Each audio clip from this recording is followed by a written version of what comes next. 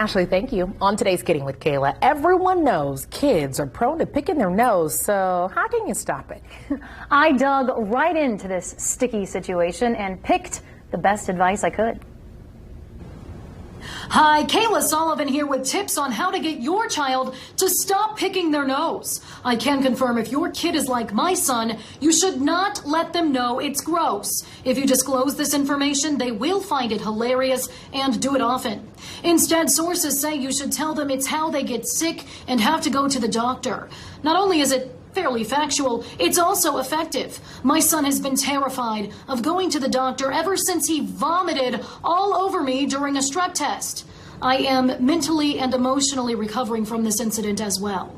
Studies show it's also important to praise proper tissue use in the home, though experts warn most of your tissue boxes can and likely will end up looking like this, as many young children simply cannot resist pulling every single tissue out of the box and onto the floor.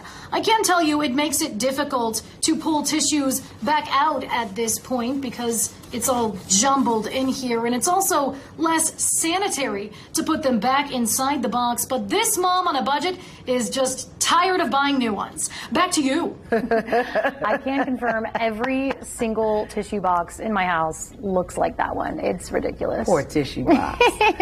Where did you get this finger? Where did you get this humongous pick your nose finger from? Listen, so it's actually funny because I go into creative services here at Wish TV, and I'm always like, I need a microphone. And they're like, oh, an actual microphone. I'm like, no, you know me, a fake microphone, of course. You know, what's your topic? And we'll talk about it, and they will find whatever's appropriate. They help me. They're my buds. And so we went in there, found that, and I was like, this could not be any more perfect. I mean, wow, that is a lot of picking. That's a lot of picking, and now I know what to get you for Christmas, a bunch of Kleenex. Yes. A bunch of Kleenex. I mean, honestly, don't, because he'll just... What I'm going to do is I'm going to get you your own Kleenex. Okay. And then I'm going to get him the little packets. Yeah. So he can mess up the packet however he like. Another thing my son does, and I may end up doing a report about this, the toilet paper roll, he likes like going like this with it, and it just like all comes... I walk in the bathroom every single time. It's all over the place. And I'm like, are you an actual puppy? He unrolls it? Unrolls the entire thing. Okay, Auntie Lexus is about to come in now because what we're going to do is every time Alan does good, we're going to give him some Monopoly money.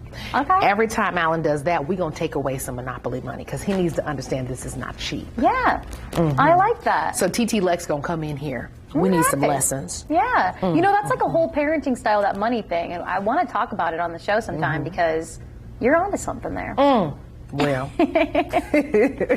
Honestly, though, this nose-picking situation is so real. Alan loves gross things, and I think a lot of, well, boys and just kids in general, a lot of kids just think gross stuff is funny or whatever.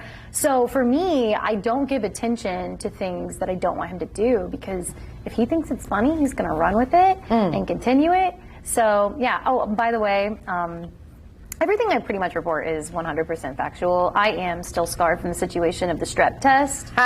That really did happen. And it's funny because once one thing happens, your kid will remember that forever. For a long time. Every time I say even the word doctor, like he doesn't even want to play doctor because that happened. And he's like, strep test, what? And I'm like, I know, I'm scarred too.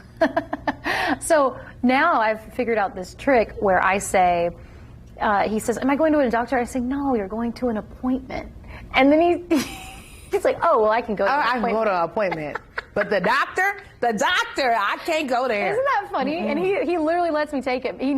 We walk in the same office, but he thinks it's different because it's called an appointment. But I don't know what's going to happen if we have to do another strep test swab. Listen, you better name it something and say that there's some candy to come after that or something. Woo. Those are the worst. Well, for more Kidding with Kayla, or if you want to chime in on this conversation, you can follow me, Kayla Sullivan, on Facebook, or click the Kidding with Kayla tab on wishtv.com.